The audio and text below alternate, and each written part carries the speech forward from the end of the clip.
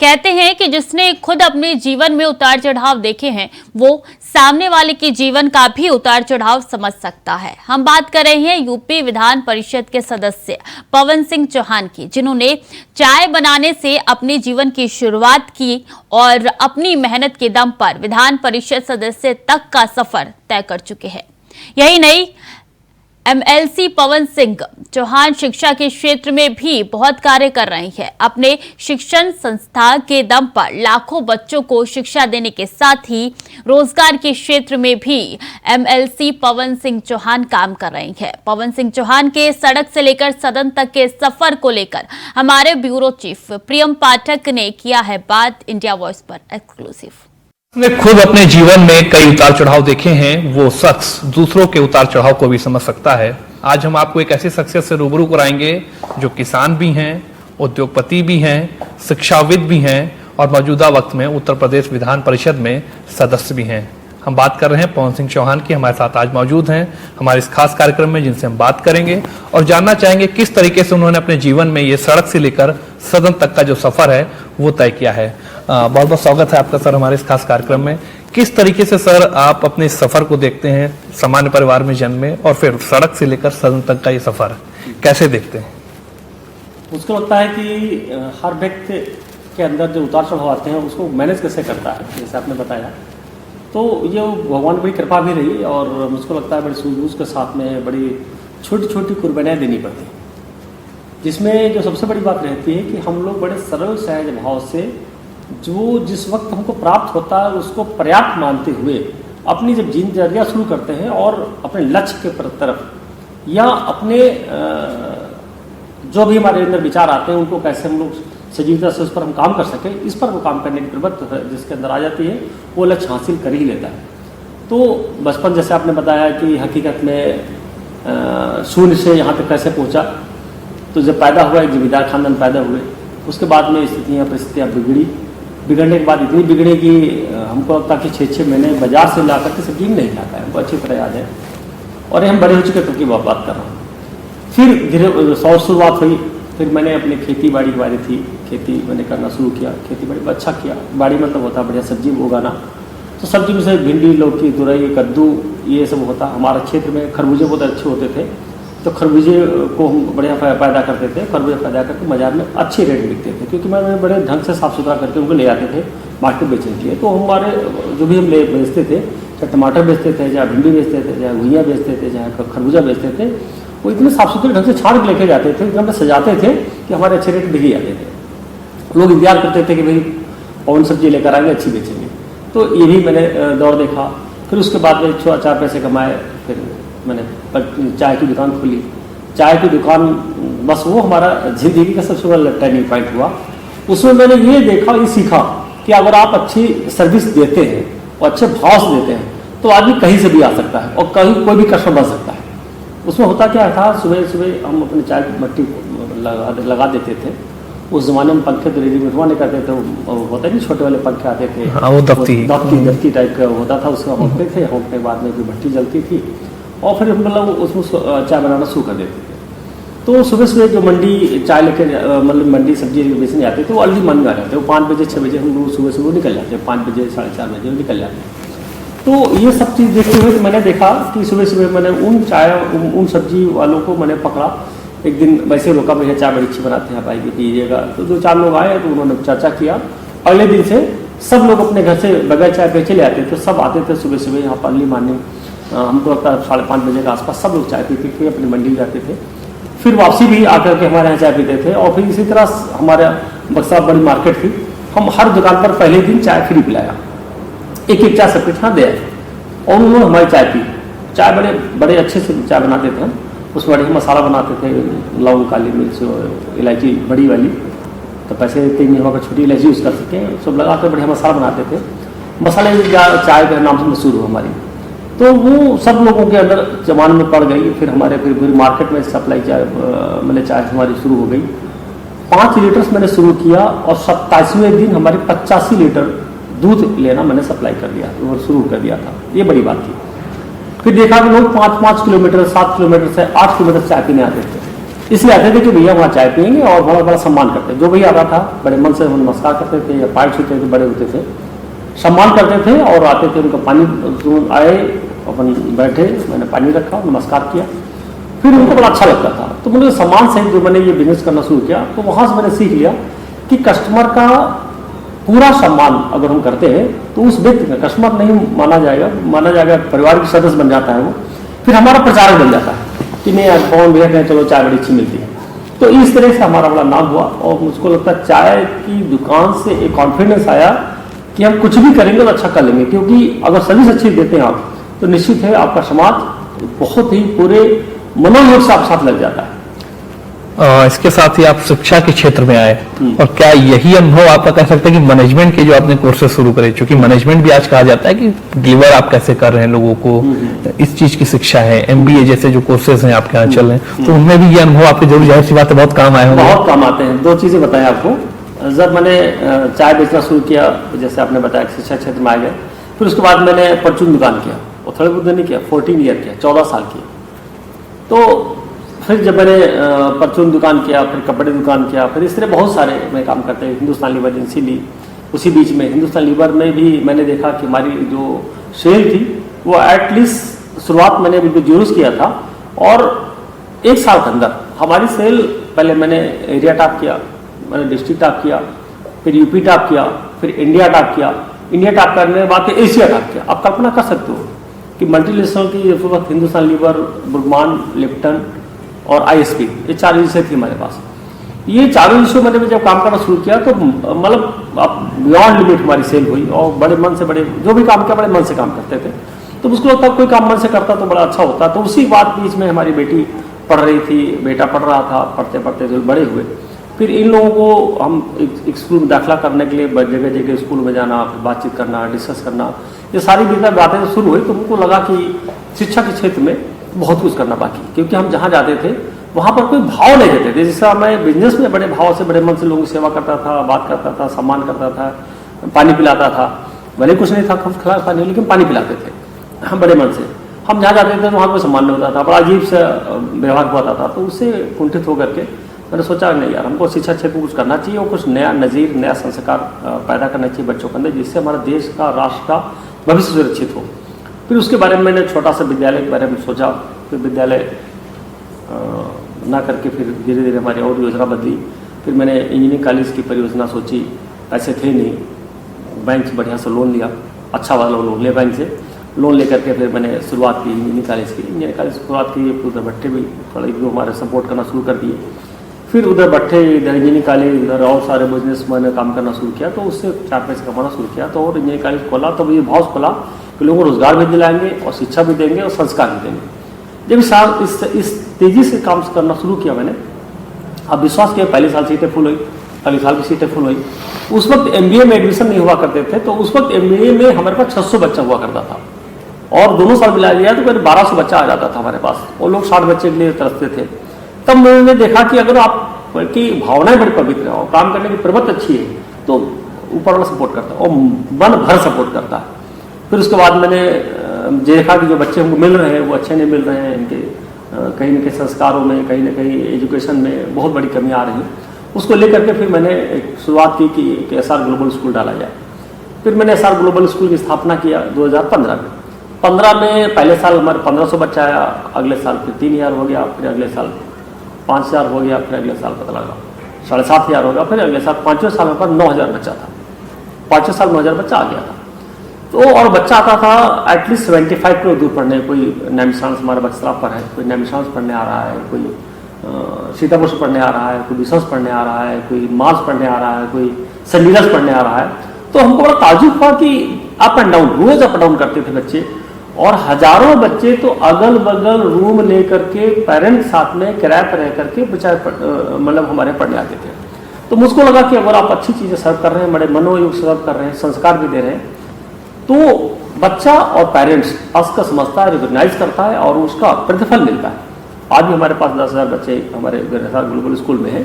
तो मुझको लगता है ये 10,000 बच्चा, बहुत सारे दूर दूर से बच्चे पढ़ने आते हैं। मैं पेरेंट्स का कृतज्ञ हूँ कि बेचारे 70 किलोमीटर दूर पढ़ने भेजते हैं, ये बड़ी बात है। तो आज मैं संस्कार वाली शिक्षा देता हूँ। हर बच्चे से पूछता हूँ, भैया तुम घर में अपने मम्मी पापा के पैर छुकाए नहीं है, अपने सारे बड़ों का सम्मान करते हो नहीं करते हो, और उनके पेरेंट्स भी बात करते हैं, उनकी मोटिवेशन उनका भी करते हैं, बच्चों भी करते हैं, और रोजगार परक शिक्षा देने का काम करता हूँ। और हर बच्चे को संकल्प देता हूँ कि बिजनेस भी करना है, जॉब तो करना ठीक अच्छी बात है, मैं जॉब करने की मना नहीं कर रहा हूँ, और जॉब करने के कहता हूँ जॉब करिए, लेकिन 5 साल तो 8 साल 10 साल करने के बाद में फिर हम कुछ न कुछ एक उद्योग लगाएं, छोटा लगाएं, बड़ा लगाएं, छोटा करें, बड़ा करें। और जब हम कुछ उद्योग करेंगे, कुछ वो इंडस्ट्री डालेंगे, मतलब छोटा सा व्यापार करेंगे, तो निश्चित है कि हम उम्र 4-5 लोगों को शामिल करेंगे, उनको रोजगार देंगे, फिर 5 से हमारा 50 होगा, 50 से 500 लोग होंगे, 500 5000 होंगे, इस तरह हमारा काफिला बढ़ता जाएगा और लोग बढ़ते जाएंगे। हर बच्चे को जरूर मैं मोटिवेट करता हूँ कि आप रोजगार जरूर करें, छोटा करें, बड़ा करें जरूर, घर में खाली न बैठे। जितने भी युवा हमारे हैं, मैं विनती करता हूँ सभी युवाओं से कि हमारा हर युवा अपने घर में कुछ न कुछ रोजगार करे, कुछ न कुछ व्यवस्था करे। और मैं जब सुबह उठूं, 2 हाथों मेरे पास काम होना चाहिए, और काम नहीं तो मतलब कि मैं इस राष्ट्र का हित नहीं कर रहा हूँ, राष्ट्र का अहित कर रहा हूँ।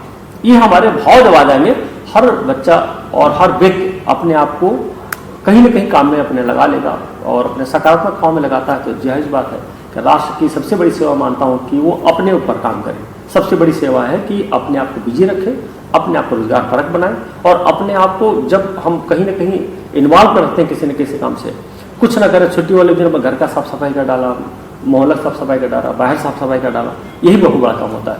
मतलब खाली ना बैठे, बस इतना हमारा कहने मतलब है कि खाली बैठेंगे तो कुछ ना कुछ खुराफात करेंगे, कुछ ना कुछ हम खाएंगे पिएंगे तो हम अपने स्वास्थ्य भी नुकसान कर रहे हैं और समाज का भी नुकसान कर रहे हैं, फिजिकली में पैसा भी खर्च हो रहा है, समाज बिल्कुल। हो रहा है। तो मैं तो मानता हूँ कि जब बिजी रखेंगे तो बिल्कुल लिमिटेड खाएंगे, आपको जितना बिजी व्यक्ति मिलेगा वो मैक्सिमम आपको ठीक मिलेगा, बहुत ज़्यादा स्वास्थ्य बड़ा भी नहीं होगा, वो छोटा भी ठीक होगा उसका, और वो बड़े सकारात्मक भाव से जीता है, बहुत समाज गरियाता नहीं। वरना हम लोग क्या होते हैं, जब बहुत ज़्यादा खाली होगा आदमी बैठ गरियाता है, अपना कुछ खुद कर नहीं पाता है, खुद करता नहीं तो बड़ी तरक्की कर नहीं पाता, तरक्की नहीं कर पाता तो अपने समाज को, अपनों को, हर एक जगह पर वो शिकायत रहती है, उसकी उपेक्षा करता रहता है, उसकी शिकायत करता रहता है कि हमारे साथ ये नहीं हुआ, इन्होंने सपोर्ट नहीं किया, सरकार ने सपोर्ट नहीं किया, परिवार ने सपोर्ट नहीं किया, वो बस शिकायत के लहजे में रहता है। तो मुझको लगता है कि हर व्यक्ति को रोजगार परक होगा, निश्चित सक्सेस मिलेगी, ये मैं गारंटी लेता हूँ। शिक्षा बिल्कुल माना जाता है किसी भी प्रदेश देश के विकास का सबसे आधार होती है, जहाँ पे शिक्षा मिले। शिक्षा के क्षेत्र में आपने इतने कार्य किए, तो इन कार्यों को करने के बाद कैसा आपको लगता है कि जब आप शिक्षा के क्षेत्र में कार्य कर रहे हैं, हमने देखा चाहे वो गरीब बच्चे हो उनको बेहतर शिक्षा देना, या एक सरकार की भी मुहिम चल रही महिला सशक्तिकरण को लेकर, उस पर विशेष तौर पर फोकस करना, उनको लेकर किस तरीके से आपके जो है वो कार्य चल रहे हैं? देखिए 2-3 चीजें होती हैं। एक तो हमारी बड़ी बेटी हुई, हमारी भगवान बड़ी कृपा की बड़ी बेटी हमारी है। जब फर्स्ट से बेटी होती तो एक वो जब पहली बार पिता बनता है तो उसको चाहे बेटा हो चाहे बेटी, पिता बनता है तो उसके थोड़ी जिम्मेदारी का बोझ आता है कि हमको जिम्मेदारी लेना, और खास कर बेटी हो जाए तो ज़्यादा जिम्मेदारी बोझ आता है, और वो एहसास करने लगता है कि हमारी अब जिम्मेदारी बढ़ गई समाज के प्रति। तो जब बेटी हुई तो बेटी साथ में धीरे धीरे पलती गई, बढ़ती गई तो उसके साथ बात करते गए, तब मैंने देखा बेटियां समाज के लिए क्या सोचती हैं और समाज इन लड़कियों के लिए किस तरह व्यवहार करता है। अब विश्वास करिएगा, सबसे ज्यादा जो बेटियां जो शिकार या हिंसक होती हैं वो अपने परिवार से ही परेशान रहती हैं, अपने जो निकटस्थ लोग होते हैं वही सबसे ज्यादा उनको कहीं ना कहीं एक हिंसा के शिकार बनती हैं। तो मैं बेटियां बताती रहती थी कि पापा टीचर ऐसे हैं, पापा ये जो आपके दोस्त आते हैं अच्छे नहीं हैं। तब मैंने जाना समाज का असली रूप क्या है। फिर धीरे धीरे मैंने अपनी बेटी को अपडेट करते गए, बात करते गए, बेटी भी हमको बात करते गई, बताती गई। फिर मैंने सोचा बेटियों के लिए कुछ काम करो। आज भी हमारे स्कूल में बच्चियों के लिए 10% का अलग डिस्काउंट हो, पूरे फुल टाइम, जहाँ जितनी बच्चियाँ पढ़ रहे हैं सबके लिए अलग डिस्काउंट मैं करता हूँ। इसलिए करता हूँ क्योंकि पेरेंट्स को कंफर्ट फील हो, कितना भी हो जाए फिर भी आज कुछ भी पेरेंट्स के अंदर, बहुत सारे पेरेंट्स हमारे अपडेट हो गए, बहुत सारे लोग अपडेट हो गए, लेकिन फिर भी आज बहुत सारे पेरेंट्स हैं जो भी बेटा बेटी भेद मानते हैं। उन भेद को मिटाने के लिए मैंने बेटियों के लिए खास करके थोड़ा डिस्काउंट किया ताकि पेरेंट्स को थोड़ा सा लगे कि नहीं, हमको कंफर्ट जोन में बेटी को पढ़ाना चाहिए। और हकीकत में सबसे कहना चाहूँगा कि बेटियों को जरूर पढ़ाएं और उनकी आकांक्षाओं के अनुरूप उनको पूरा सेवा करें। हमारे शिक्षा क्षेत्र में टेक्निकल से जैसे हमारे बहुत सारे बच्चे, गरीब बच्चे, बहुत सारे, थोड़े बहुत नहीं, हज़ारों तादाद में गरीब बच्चे हैं, उन बच्चों के लिए हॉस्टल फ्री कर रखा हूँ, पहले साल बस फ्री कर देता हूँ, कुछ बच्चों को फीस माफ़ कर देता हूँ, जो जैसा आता है उसको सपोर्ट करने की कोशिश करता हूँ।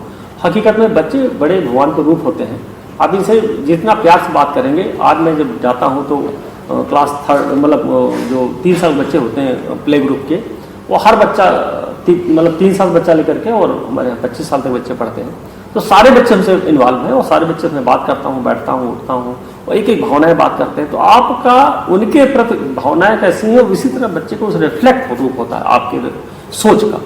तो बच्चों को अच्छा व्यवहार, अच्छी शिक्षा देना हमारे सारे पेरेंट्स का कर्तव्य बनता है, समाज का कर्तव्य बनता है कि उनको सही सलाह दें। हमारा सबसे बड़ा विडंबना इस बात की है कि हम लोग बच्चों को बच्चे की तरह देते हैं। 5 साल बच्चा क्या जानता हूँ, मैं गारंटी लेता हूँ 5 साल बच्चा सब कुछ जानता है। हम लोग उसको एक सम्मानपूर्वक जिंदगी जीना शुरू करेंगे तो वो बच्चा अपने आप को चेंज करेगा। और सच बता रहा हूँ, वो जो 5 साल 7 साल 10 साल 12 साल में जो उसके अंदर संस्कार पड़ते हैं वो सारी जिंदगी चलते हैं। तो हमारा जो पड़ोसी कैसा है, हमारा रिलेटिव कैसे है, लोग हमारे अगल बगल में इन्वायरमेंट कैसा है, बच्चों को इन्वायरमेंट को अच्छा देना चाहिए। और बचपन से हमारे अब हम वो बच्चे क्या करते हैं, अपने पापा को देखते हैं, मम्मी देखते हैं कि हमारे पापा क्या कर रहे हैं, मम्मी क्या कर रहे हैं, कहीं ना कहीं उनका प्रतिरूप बनता चला जाता है। जितना अच्छा हमारा व्यवहार होगा समाज के प्रति, उतना अच्छा बच्चे का समाज के प्रति व्यवहार होगा। जितना हम समाज को मानते उतना बच्चा समाज मानेगा। समाज मानने मतलब हुआ है कि हम स्वीकारता हमारे समाज में कितनी है, हम सकारात्मक भाव से कितना काम कर रहे हैं। तो हम लोग बच्चों के एजुकेशन सेक्टर पर देखते हुए मैं जरूर कहूंगा कि चाहे मैनेजमेंट का हो चाहे उसका हो, बच्चा सबसे पहले मैनेजमेंट अपने घर में देखता है, उसी मैनेजमेंट को लेकर के दिमाग में उसकी प्रारूप बन जाता है, उसी तरह जिंदगी जीना शुरू कर देता है। तो जितना बच्चे को हमको पढ़ाना है, बताना है, सिखाना है, हम पेरेंट्स की भी जिम्मेदारी बनती है, हम पड़ोसियों की, हम एडवाइजरों की जिम्मेदारी बनती है कि हमको बच्चों को अच्छी एडवाइस दें और अच्छे पड़ोसी बने, अच्छे उसके मोटिवेटर बने। कोशिश करें कि जिस भाव में हम हैं, जहां बच्चे मिले उनसे बात करें और बात करने में मोटिवेट करने की कोशिश करें। खास करके जो बच्चे गुटखे, पान मसाला, खैनी या कुछ नशे के चपेट में आ गए हैं, उन बच्चों से बैठ करके सिर्फ उनकी काउंसलिंग जरूरत है। वैसा अगर काउंसलिंग कर देंगे तो बच्चा, हमारे यहाँ तो आज 4200 का स्टाफ है, वैसे 4200 के स्टाफ में 4200 स्टाफ होने के बावजूद एक भी व्यक्ति यहाँ पर न चुटकी, पान मसाला, गुटखा, बीड़ी सिगरेट कुछ नहीं लेता है। वहाँ की बहुत दूर बात हो गई। तो ये शुरुआत से आसने शुरुआत ही वही, इसलिए कहा जाता है कि परिवार ही प्राथमिक पाठशाला है बच्चे की। तो 50 साल समय से वैसे ही हमको खुद ताजुब होता है। जो बड़े बड़े नर्सरी हुआ करते तो आते हैं यहाँ पर, इसलिए आते हैं, हमारे ज्वाइन कर लेते हैं कि हमारे भैया कहीं जाएंगे तो साथ छूट जाएगा। हर व्यक्ति छोड़ना चाहता है, ऐसा नहीं कोई गिफ्ट रहना चाहता है, वो छोड़ नहीं पाता, वो अच्छा प्लेस नहीं मिल पाता, अच्छा एडवाइजर, हाँ, एनवायरमेंट उसको नहीं मिल पा रहा है, एनवायरमेंट मिल जाता तो हर एक नशे से दूर हो जाता। और जो हमारी छोटी छोटी हरकतें होती हैं, छोटी छोटी आदतें होती हैं, हम उत्तर प्रदेश बिहार वाले खास भोपाली होते हैं जी, भोपाल हमारे नेचर में रहता है। उस भोपाल को कैसे हम डाउन कर पाएंगे, वो डाउन करने के लिए हमको अच्छी पुस्तकों को साथ करना पड़ेगा। बिल्कुल सही। अच्छे लोग तो अब ढूंढ पाएंगे, अच्छे लोग हमको पता ही नहीं है, लेकिन अच्छी पुस्तक फंसा कर बैठ गए तो आपका धीरे धीरे भोपाल तभी कम कर पाएंगे, वरना नहीं कर पाए, बढ़ता जाएगा समय के हिसाब से, प्रोफाइल के हिसाब से, पद के हिसाब से बढ़ता जाएगा। तो कोई ना कोई अच्छे संत, अच्छे गुरु या अच्छे व्यक्ति और या अच्छी पुस्तक, इसके साथ अगर हम जुड़े हुए हैं लगातार, अगर तो हमारे अपने आप को बड़ी बड़ी बातें करना हमको अच्छा लगता है, कि हमारा मन स्थित होती है, हमारा मानसिक स्वभाव होता है, लेकिन छोटी बातें कैसे अच्छे बन सकते हैं उसके लिए आपको पुस्तक साथ रहना पड़ेगा। रोज आजकल अच्छे अच्छे वीडियो आ गए हैं, अच्छे अच्छे यूट्यूब पे चले जाइए, कहीं पे अच्छे अच्छे वीडियो आ गए हैं, अच्छी अच्छी पुस्तकें किंडल पर आ गई, तो उन पुस्तकों को पढ़ें। और मुझको लगता है कि कम से कम 40-45 मिनट मैं आज भी 1.5 से 2 घंटा रोज समय देता हूँ अपने आप को अपडेट करने के लिए। अच्छे वीडियो देखता हूँ, अच्छी पुस्तकें पढ़ता हूँ और आपने देखा होगा कि भगवान ने हमारे हाइट और डाइट दोनों ठीक है। नहीं बिल्कुल दिखता भी है, वो आइडियल तौर पर आपका जो स्वास्थ्य है और वो रहना भी चाहिए। एक सवाल और कि शिक्षा के क्षेत्र में आपने इतना कार्य किया, अन्य चीजों को आप मतलब ग्राउंड से उठ के आए धीरे धीरे, राजनीति की और ये हृदय परिवर्तन कैसे हुआ? राजनीति तो अचानक हो गई सेवा करते करते। पता है कि हमारे यहाँ बहुत सारे कार्यक्रम हुआ करते थे, RSS के, पार्टी के, संगठन के और अलग अलग अभियानों के हुआ करते थे। मैंने सरल भाव सबको देते थे, भाई ठीक है कर दो। लोग बैठे जाते थे, भैया आपको राजनीति मैंने याद राजनीति कैसे ठीक है, तो वैसे कर देते थे। तो धीरे धीरे करते करते करते करते फिर समाज सेवा करना शुरू कर दिया, फिर लोग आने जाना शुरू किया, फिर हमारे मतलब इनसे संबंध होने शुरू किए। तो फिर देखा कि हम और बड़ा तब कर सकते जब तक का कोई आप पास जब कोई पोर्टफोलियो होता है। इस तरह मान लीजिए मैं एग्जाम्पल दे रहा हूँ, 5000 लोगों की मदद कर पा रहा हूँ जब मैं नहीं था, आज मैं 5 लाख या 50 लाख लोगों की मदद कर पा रहा हूँ। तो अब मदद करने की जो हमारी प्रवृत्ति थी अब पहले से 100 गुना हो गई जी। तो मैंने देखा कि राजनीति में जो भी लोग आते हैं अब उनके अंदर सेवा भावना है, तो भाई साहब इतना बड़ा प्लेटफॉर्म कहीं हो ही नहीं सकता। अब कहीं पर भी रहे पूरे प्रदेश में भी, तो अब मैं मानता हूँ मैं कहीं पर भी फोन मिलाता हूँ, कहीं बात करता हूँ तो बड़े सम्मान सहित आदमी सुनता है, वह अधिकारी सुनता है और उस व्यक्ति की जो भी अन्याय हो रहा है उसको न्याय देने की पूरी कोशिश करता है। तो मुझको लगता है कि सबसे बड़ा प्लेटफॉर्म भी सेवा भावना राजनीति भी बहुत बड़ी प्लेटफॉर्म है जहाँ पर हम लोग सेवा से कर सकते हैं और न्याय दिला सकते हैं, लोगों के पक्ष में कर सकते हैं और बहुत सारे काम कर सकते हैं। ऐसा नहीं राजनीति तभी आई दिमाग में धीरे धीरे कि हमारी जो दायरा है सेवा करने का वो और बढ़ सकता है। मतलब इसको बचपन से सोचा नहीं था, लेकिन हाँ मौके के आते हुए जरूरत को देखते हुए उस और जो है कहीं ना कहीं आपका जो है रुकवा। और डेस्टिनी भी बड़ी चीज मानता है जी। 80% आपका पुरुषार्थ और 20% किस्मत भी काम करती है जी। तो 20% आपकी जब किस्मत है तभी 80% आपका काम करेगा, क्वालिफाई कर पाएगा, वरना क्वालिफाई मार्क्स जरूर चाहिए। तो एक आखिरी सवाल और कि 2024 का चुनाव भी आ रहा है, बड़ी जिम्मेदारी आपके पास भी है, सीतापुर जैसे जगह से आप आते हैं क्षेत्र से, तो कैसे देख रहे हैं आप 2024 के चुनाव को और क्या लग रहा है माहौल अभी देखते हुए? देखिए 2 चीजें हैं, खास करके भारतीय जनता पार्टी ने गरीब के लिए, किसानों के लिए, बच्चों के लिए, बुजुर्गों के लिए, सबके लिए काम करने की पूरी कोशिश करती है और पूरे मनोयोग से कोशिश करती है। मैं बता दें मनस्थ बड़ी अच्छी, बड़ी पवित्र भाव से करती है, वो रेवड़ी देना नहीं बांट रही, वो जो वाकई जरूरतमंद उनको देने की कोशिश करती है। और एक बड़ा मैसेज है समाज में कि नहीं भारतीय जनता पार्टी बड़े मन से राष्ट्रवादी पार्टी है और बड़ा अच्छा काम कर रही है, तो उसको देखते हुए हम उसको तो पूरी तरह लग रहा है कि अपना प्रदेश में, तो मैं अपने उत्तर प्रदेश बात कर रहा हूँ, उत्तर प्रदेश में बड़े शानदार तरीके से आएगी। और क्योंकि इतने मनोयोग से उन्होंने काम किया है, इतने अच्छे अच्छे काम किए हैं, चाहे रोड को लेकर के हो, चाहे एयरपोर्ट को लेकर के हो, चाहे बहुत सारे क्षेत्र में, हर क्षेत्र में जवानों के लिए, किसानों के सबके लिए काम किया है। तो इसलिए हर वर्ग, हर जात, हर धर्म और हर तरीके श्रेणी का लोग जुड़ के काम कर रहे हैं और मुझको लगता है पूरी अच्छी तरीके से भारतीय जनता पार्टी आएगी और पहले से ज़्यादा सीटें आएंगी निश्चित है कि पिछली बार हमारी कहीं ना कहीं गठबंधन होने की कुछ सीटें कटी थी, तो अब वो गठबंधन है नहीं और गठबंधन होगा भी तभी कोई फर्क नहीं पड़ता, क्योंकि हमारे यहाँ बहुत ज़बरदस्त तरीके से जनता में उल्लास है, उत्साह है कि कितनी जल्दी इलेक्शन आए मैं अपने वोटों को सरकार के पक्ष में डाल करके भारतीय जनता पार्टी को दे करके एक अच्छी मजबूत सरकार बना सकते। बहुत बहुत शुक्रिया हमसे बात करने के लिए। तो ये थे पवन सिंह चौहान, जिन्होंने बताया कि किस तरीके से संघर्षों के साथ में रहते हुए उन्होंने संघर्षों से सीखा और किस तरीके से अपने जीवन के अंदर अपनी चीजों को अपनाया, लगातार प्रयास करते रहे और कैसे सड़क से लेकर सदन तक का सफर तय किया।